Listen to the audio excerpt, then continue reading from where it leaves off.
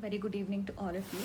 I welcome you all to the ICANN initiative, the Hindu and Indian Express analysis.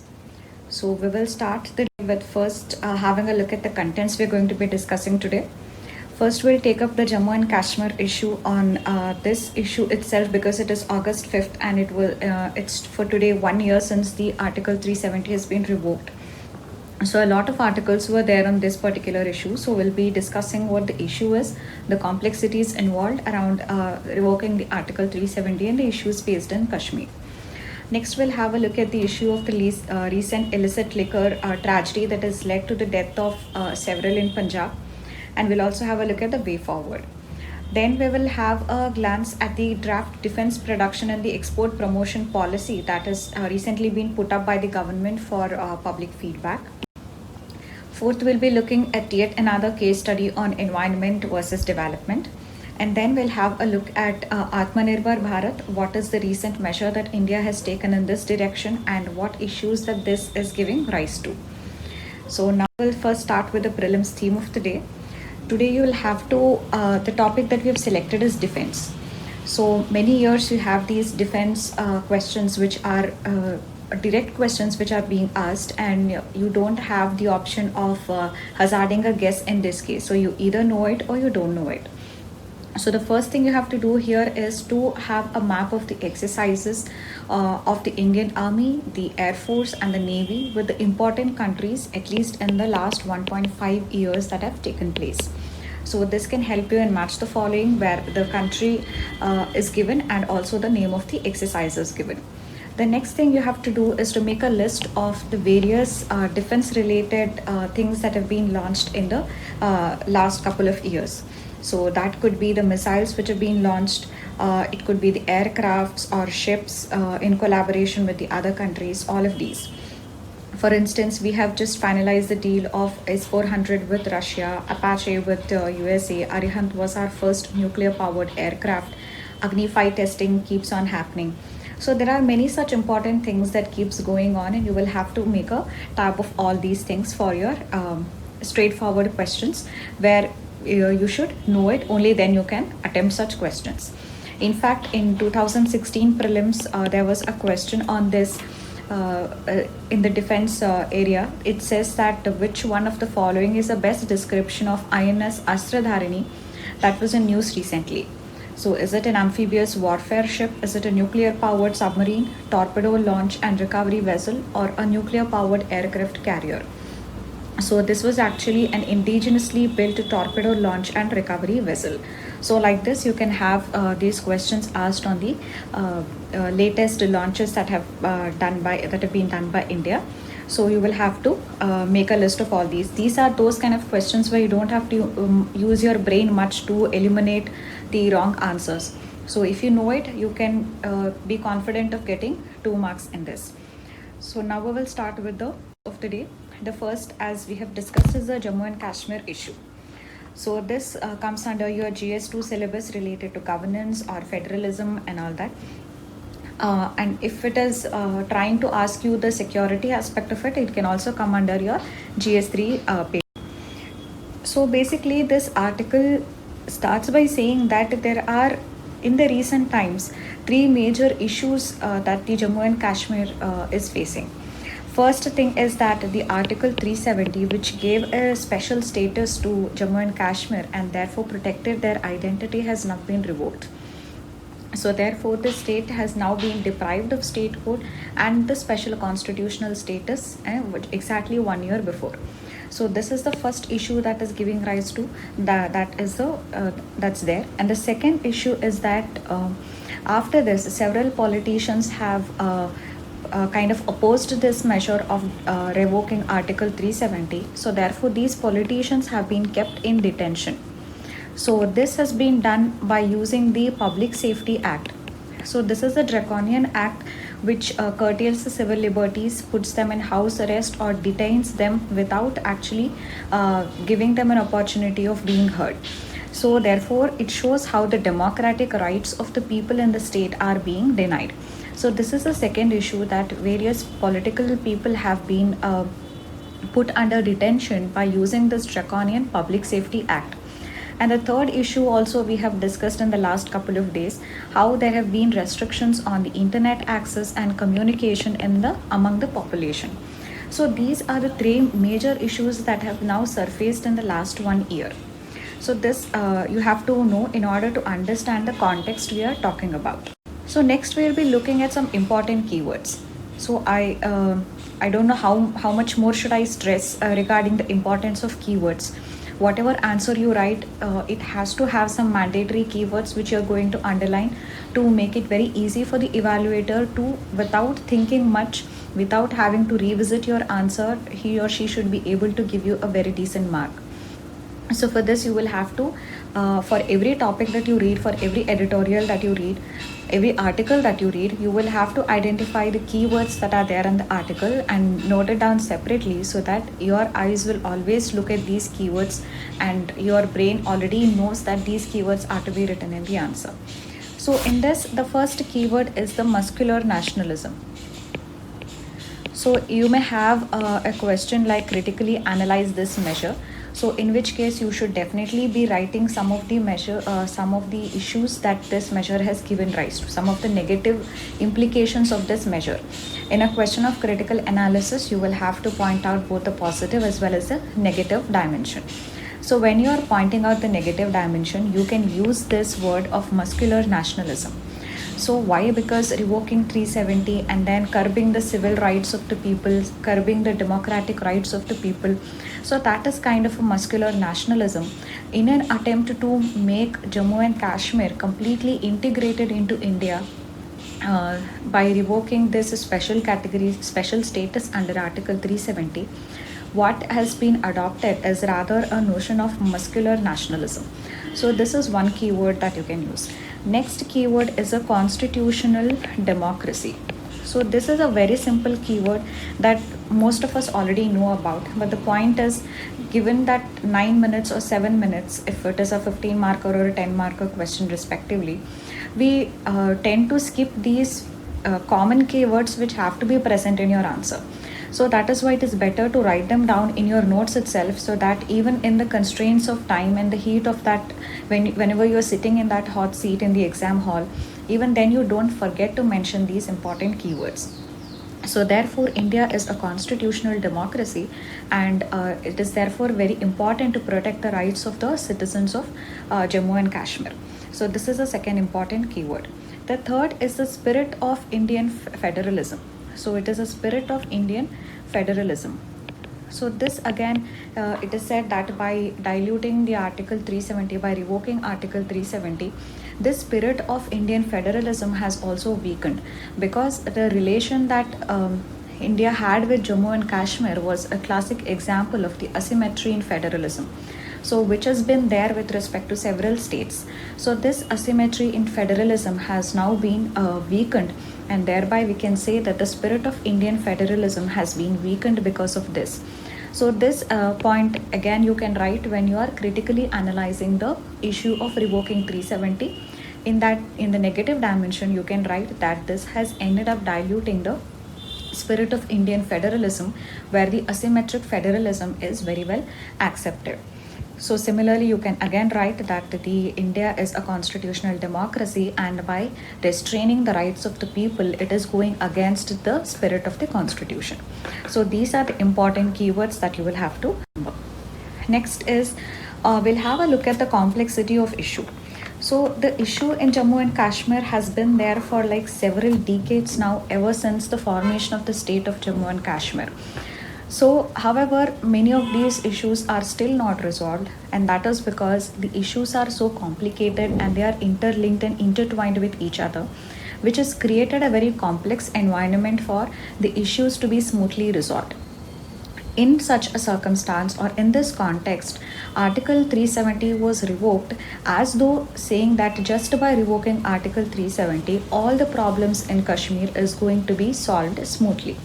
So this is a myth that needs to be busted, because what issue is there in Jammu and Kashmir is a complexity of issues, and just by revoking one particular article in the constitution, it is not going to set things right.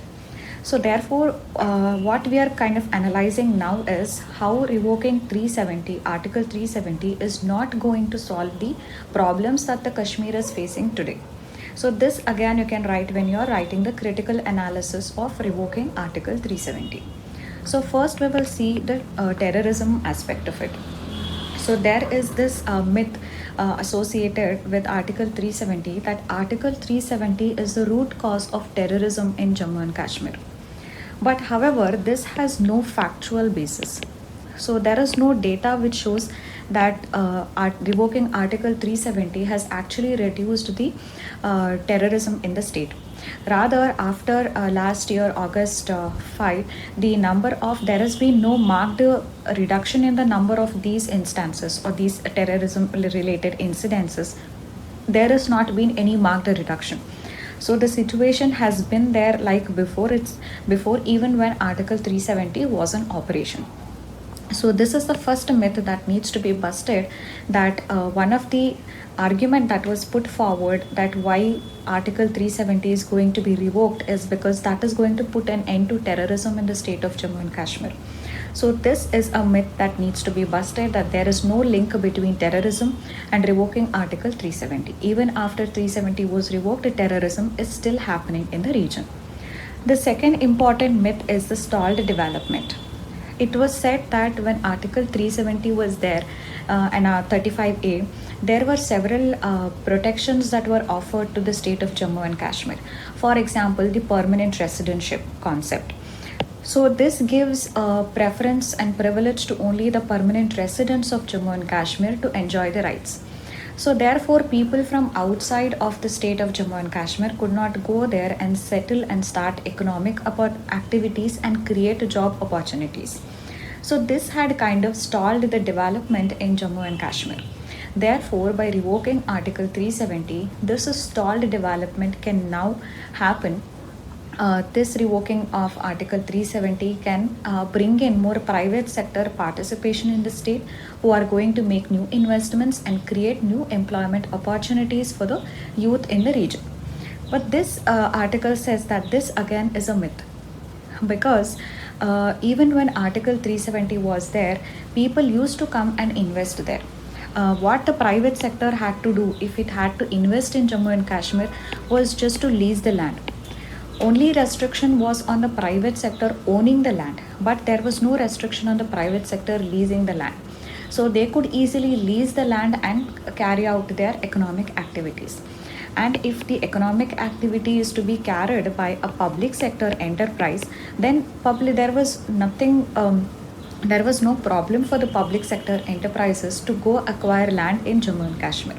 So there was nothing like because of Article 370, it actually prevented investments happening in Jammu and Kashmir. It is not the case. Even though we can say that the private sector had not been investing much in Jammu and Kashmir, the reason for that is the militancy in the region. The private sector wants a stable, political, peaceful environment for investment. So it was because of the presence of militancy in the region that the private sector did not invest in Jammu and Kashmir. But it was not because of Article 370 that the private sector has not invested. So this is the second myth that needs to be busted, that revoking Article 370 and development has no link whatsoever. The third issue is related to the militancy and the development. So there is a prominent myth that by defeating the myth is that once we go on the path of development, that can defeat militancy in the region. Once development starts in Jammu and Kashmir, it is going to defeat militancy. But this is not so the case. If you look at the conflict, there are several set of complex issues. One is that there are several historical grievances of the people in the region. Second is there is also a religious radicalism that is widespread in the region. Third is, of course, the Pakistan's interference and role in the region. So therefore, there is a complex set of issues that is responsible for militancy in the region. Just by ensuring development, you cannot say that just by development, militancy is going to go away in one stroke. That is not going to happen, because militancy is more deep rooted, and the reasons for militancy is a complex set of factors which includes all of these. So it cannot be said that by going on the path of development, militancy will become zero in Jammu and Kashmir. This cannot be said. So if one is arguing that development in Kashmir is going to give an end to militancy in the region, that is very simplistic to assume, and it is not true. So this is the third myth which needs to be busted. So only when we bust these myths that is related to Article 370 and Jammu and Kashmir, we actually can look at the what problems Jammu and Kashmir is facing, and only then we can arrive at the solutions. As long as we try to look at the problems in Jammu and Kashmir through the prism of Article 370 and thereby say that now that 370 has been removed, so everything is solved in Jammu and Kashmir, that is a very simplistic version, and that is not going to solve the problem of Jammu and Kashmir. So these arguments you can again use when you're writing the critical analysis of Article 370 being revoked in Jammu and Kashmir. So now, as I said, there were several articles on this because it marks 1 year for today on August 5th when 370 was revoked. So the third article spoke about some of the arguments for revoking 370. One argument that was given is that it will lead to better integration with the rest of India. So it was because of the presence of 370 that it prevented the complete integration of Jammu and Kashmir with the rest of India. Now that the special status is gone, this will facilitate more better and complete integration of Jammu and Kashmir with the rest of India. The next argument given was the terrorism. So it says that ending 370 and improving and increasing the center's presence in the region is going to give an end to separatism and militancy and terrorism in the region. So that is why it is important to revoke 370. Third is the Pakistan's role. With 370 being revoked and the central government having its stronger presence in the region, the Pakistan's interference or role in the region could also be effectively curbed. So thereby Pakistan sponsored terrorist related activities in the region is also going to come down. So another argument for revoking 370 is it is going to bring down the role of Pakistan and Pakistan's involvement in funding and encouraging terrorist activities in the region. So these were some of the prominent reasons which the article says were given for revoking Article 370. So the article mentions about this very important book by name Kashmir Towards Insurgency. This book was written by Balraj Puri way back in the 1990s itself. So what this book says is that the real problem in Kashmir is that people in Kashmir are denied the basic democratic rights. Their civil liberties are curtailed. So it is this which is blocking the state's emotional and political integration with the rest of the country. So if their civil liberties are curtailed, if their democratic rights are being curtailed, if because of all this they feel that there is a threat to their own identity, they feel that there is a threat to their identity, and also their human rights are not being respected, their democratic rights are not being respected, the civil liberties are being restricted, and also as we now just saw how there has been detention of the political leaders, and there has time and again been political vacuum in Jammu and Kashmir. So there is what is called as the political dormancy. So this political dormancy is also prevalent in the state. It is because of all these reasons that Kashmir is facing the kind of problem that it is facing today. It is because of denying people their basic civil liberties and their basic human rights and their basic democratic rights that it is blocking the complete emotional and political integration of Jammu and Kashmir with the rest of India. So this is what this book says, and this book can also be quoted when you are writing an answer against in the critical analysis against the measure of revoking 370.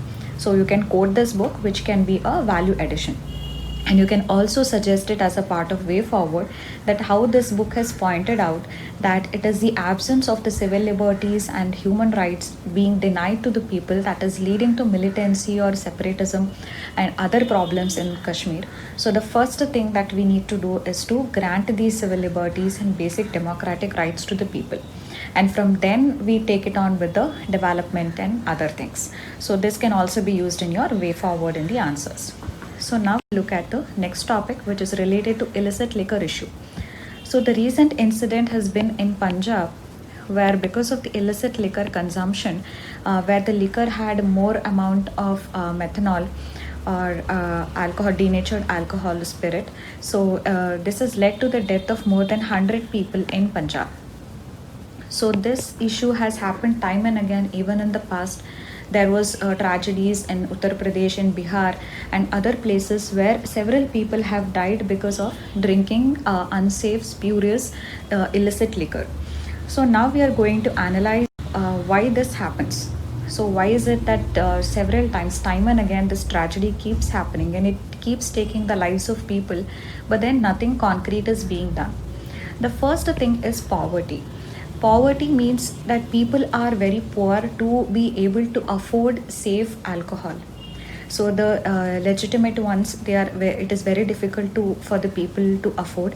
So therefore they go for these local vendors who brew their own toxic brews, which has more quantity of methanol in it. So the first problem is that the demand itself is more. People who are poor and they cannot afford the legitimate liquor, the legal ones, which have the right proportion of the methanol or ethanol. So the demand for these local vendors who brew their own liquor is more. So as the demand itself is more, these the local vendors keep brewing these illicit liquor which have a high percentage of methanol and which further will lead to the death of people who are consuming them. The second reason why these tragedies keeps happening is the role of corruption that the corruption has played. So the corrupt bureaucracies actually allow these illicit liquor vendors to survive. So because whenever they have to close down the shops of the illicit liquor vendors, then they get some bribe, and in return they allow these local vendors to thrive. So it is a corruption in the bureaucracy as well, because of which the bureaucracy has not taken stringent action against the illicit liquor vendors. Third reason is that this brewing of illicit liquor has also become more organized, where there is inter-district rackets have also been found, where there is collaboration among multiple districts and even across the state where this illicit liquor is being brewed. So this itself has become a more sort of an organized crime. So this is again and one reason why it is difficult to tackle it in the first place. The fourth reason is the awareness. People are not aware of the health implications that this drinking of illicit liquor is going to have on them. So these tragedies keep happening repeatedly, but very soon after that people forget about this tragedy, or they feel it won't happen to them and they continue drinking illicit liquor. So they are not properly being communicated what health hazards they might face because of consuming this illicit liquor or even liquor in the first place. So there is lack of awareness as well. The next reason is the state support. The state support has also been there for these liquor vendors. The most important reason being that the liquor revenue from the liquor is one of the important sources of revenue for the states. So we saw how during the COVID times, states were very much willing to open the liquor shops because that would help them to mop up some revenue to fight the COVID crisis. So states are dependent on the revenue that the liquor sales are going to generate, and that is why the states also don't come out very strongly against the illicit liquor tragedies. So these are the various reasons why these illicit liquor tragedies have been happening in the past very repeatedly. So now we'll have a look at the way forward.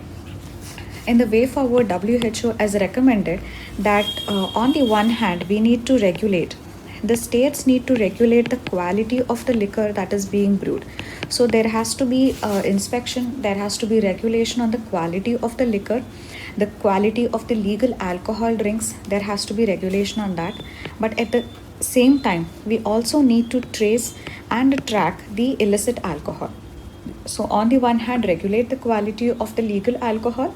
On the other hand, trace and track the illicit alcohol also. So this has been the recommendation of the WHO.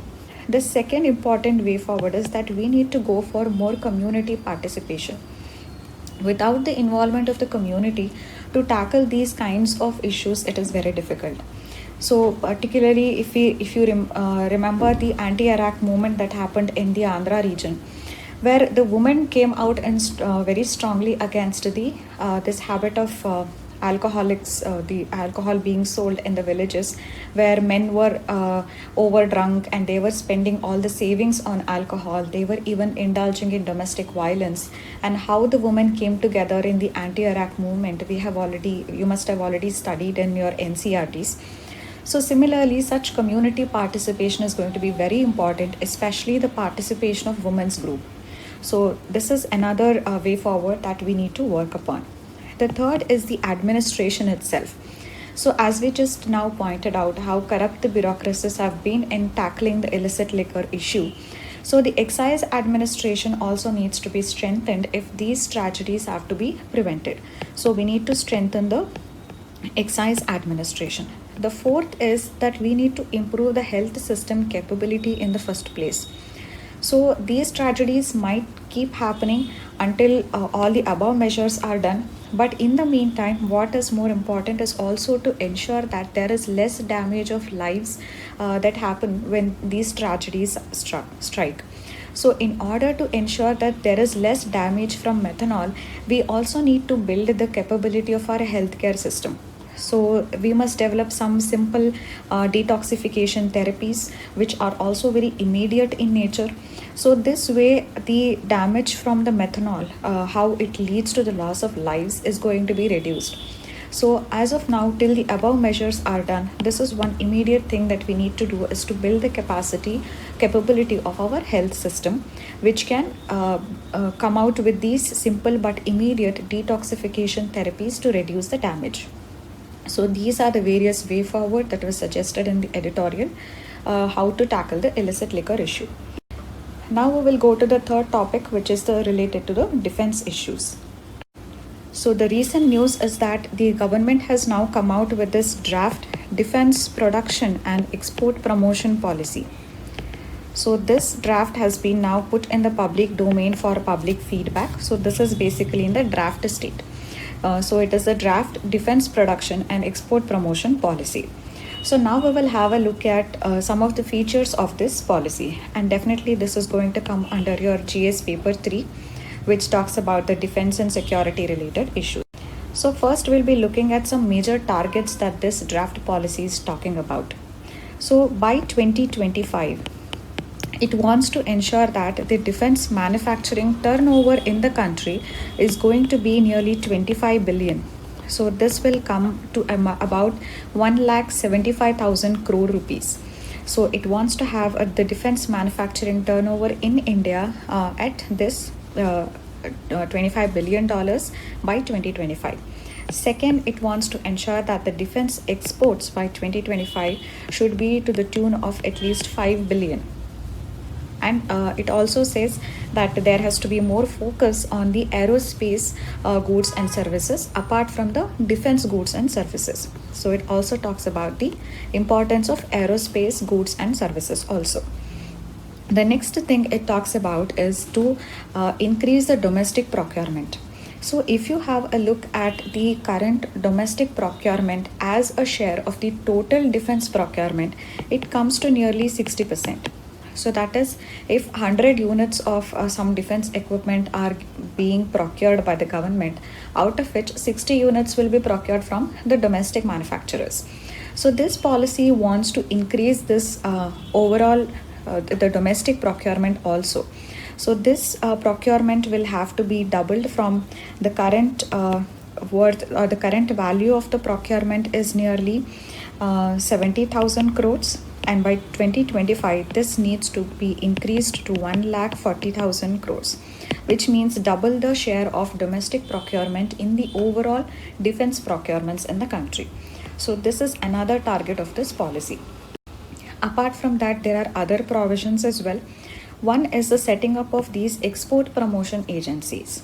So there won't be any new agency set up, but some of the public sector undertakings are going to be selected, and these selected defense PSUs, not any PSU, but defense related PSUs. So these selected defense related public sector undertakings, they would actually work as export promotion agencies for certain countries. So this is going to promote our defense exports as well. So basically this policy is targeting two things simultaneously. One is to increase the domestic production, and the other is also to increase the exports. So now we saw how the domestic procurement, the policy aims to increase, and also we saw what should be the domestic manufacturing turnover. So this is related to exports, that it wants to have an export to the tune of $5 billion by 2025. And second, for export, the second provision related to exports is that some of the selected defense PSUs are going to act as export promotion agencies in certain countries in order to promote the defense exports. Then it also talks about the airspace, which I said initially. Apart from the defense goods and services, there are a lot of opportunities available in the aerospace as well. So this can be in the building of aircraft, or it can be in the maintenance, repair, overhaul. It can be in the building of helicopters, or it can be in the manufacture of the engines or unmanned aerial vehicles. So these gives a lot of opportunity for manufacturing in the aerospace sector as well. So therefore this particular policy also encourages, or it also acknowledges the fact that the airspace offers a lot of opportunities for the domestic manufacturing, which will also need to be capitalized. So for now, these are the important features of this draft policy. We will see if more editorials come on this. We will take it up later. So next we will go to this case study on environment versus development. So this is definitely a part of your GS3 syllabus, which talks of environment protection and conservation. So in the recent news, there is this 1,500 crore power transmission network that is proposed between Chhattisgarh and Goa. So this is a power transmission network that is proposed between Chhattisgarh and Goa. And this transmission network is going to pass through the Western Ghat region of Karnataka. So the Western Ghat region, yesterday itself we saw how the Madhav Gadgil committee had told that entire Western Ghat region is an ecological sensitive zone. So therefore Western Ghat is also a UNESCO biodiversity hotspot. So this makes this a cause of concern that this transmission line is going through this biodiversity hotspot in the Western Ghat in the state of Karnataka.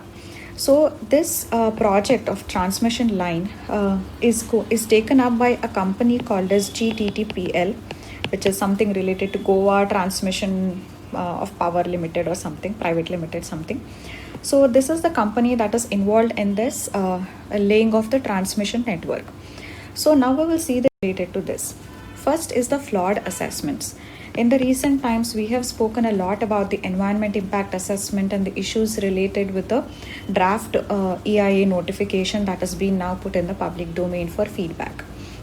So what has happened in this case is this company GTTPL, it has broken down this mega grid, which is an entire transmission network between Chhattisgarh and Goa. This entire mega grid, it has broken down into several low impact projects. So several low impact projects, this whole mega grid has been broken down, and it has not done a cumulative impact assessment of the entire mega grid.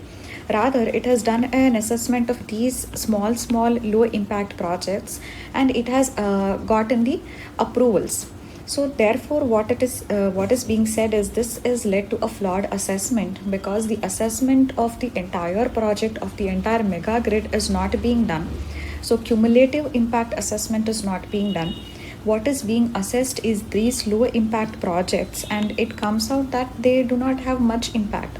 But when all of these projects are taken together, they have a very severe impact on the ecology in the region. So this has led to a flawed assessment where a piecemeal low impact projects are being assessed rather than having a cumulative assessment of the entire mega grid. So this is the first issue. Second is the issue of mitigation. So the entire purpose of the environment impact assessment is when it is found that some project is going to cause some deleterious impact on the environment, some mitigation measures are to be taken by the project proponent so that these impact on the environment doesn't happen.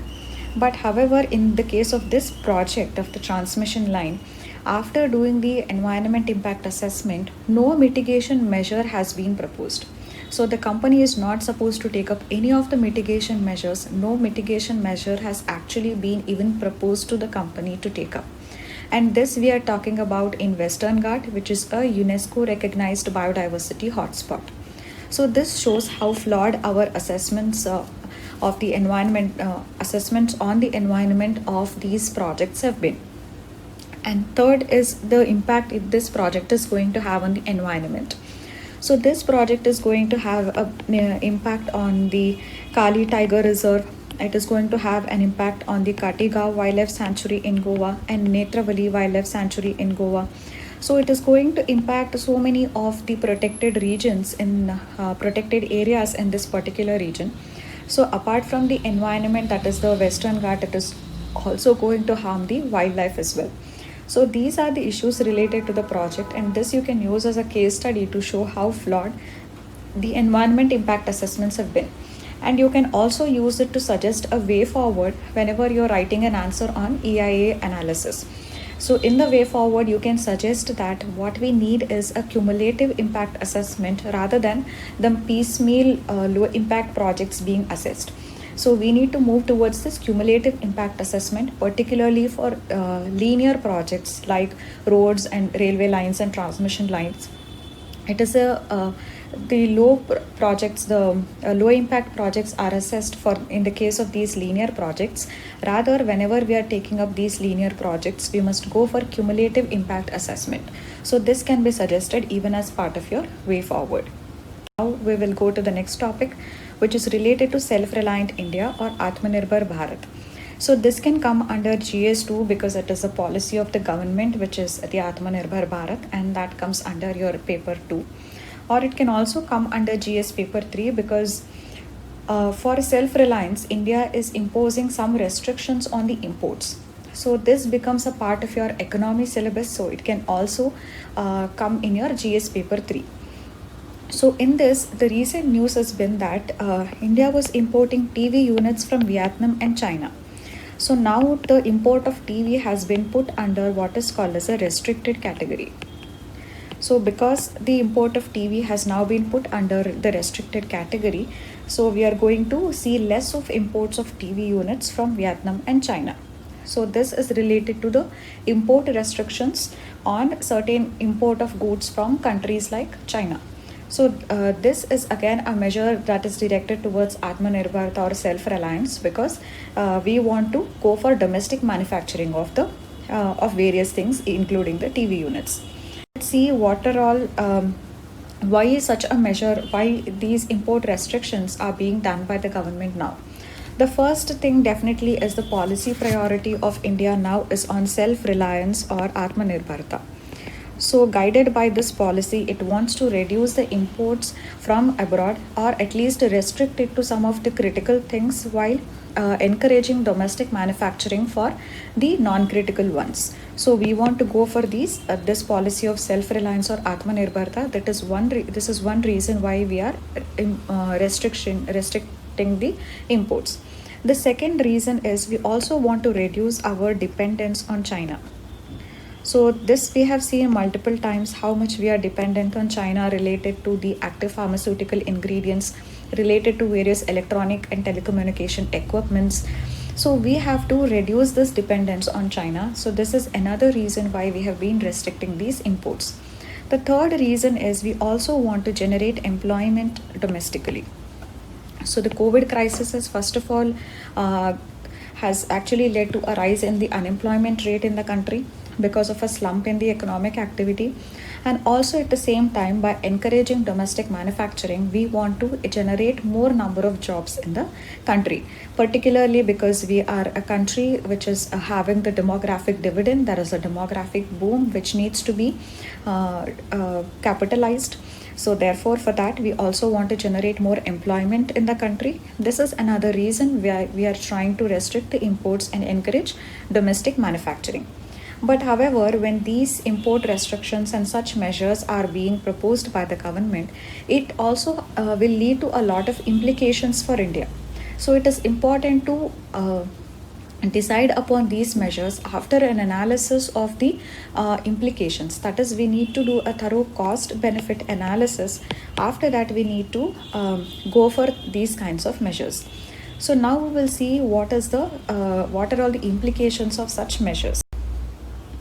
First is the license permit Raj. This license permit Raj prevailed before the LPG era began in the 1991, where starting off some industries, it required the private sector to get a license from the government, get a permit from the government, and this also led to a lot of corruption in the among the bureaucracy, that they are asking bribes for giving the license to open a particular industry. So such kind of restrictions on the imports may also make India return to this old license permit Raj, where the government has to give license whether something has to be manufactured, whether something has to be imported. The government will be giving the permit. So this is making us to return to this license permit Raj of the pre-1991 era.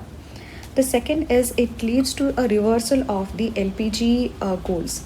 Through liberalization, privatization, and globalization, the trade was liberalized across the globe, and India started to trade more freely with the rest of the world. So our trade barriers were reduced, and we started to have more trade relations, and we were also part of the global supply chains.